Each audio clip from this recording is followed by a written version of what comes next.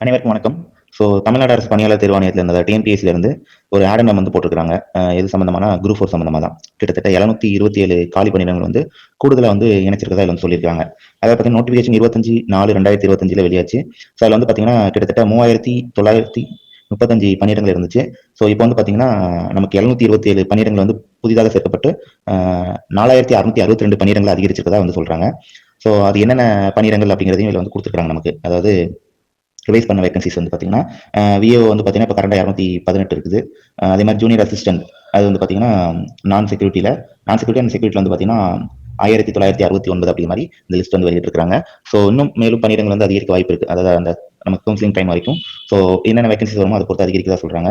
அது மட்டும் இல்லாம அடுத்து என்ன சொல்றாங்கன்னா, 2022க்கான நோட்டிபிகேஷன்ல 3 நிதியாண்டுக்கான காலி பணியிடங்களும், 2024ஆம் ஆண்டு நோட்டிபிகேஷன் வந்து 2 நிதியாண்டுகளுக்கான காலி பணிகள் ஆக மொத்தம் 5 நிதியாண்டுகளுக்கு வந்து 17,799 காலி பணியிடங்கள் நிரப்பப்பட்டிருக்கு அப்படிங்கிற மாதிரி சொல்றாங்க குரூப் 4ல.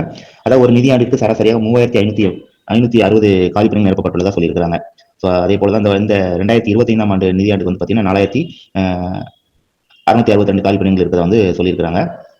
இன்னும் மேலும் வந்து அரசு துறை அலுவலகங்களிலிருந்து பெறப்படக்கூடிய வேகன்சிஸ் வந்து கலந்தாய்வுக்கு முன்பாக வரைக்கும் மேலும் அதிகரிக்க வாய்ப்பு இருக்கிறதா வந்து சொல்லியிருக்காங்க. இந்த வேகன்சி தான் ஒரு டைம் செக் பண்ணிக்கோங்க. தேங்க்யூ.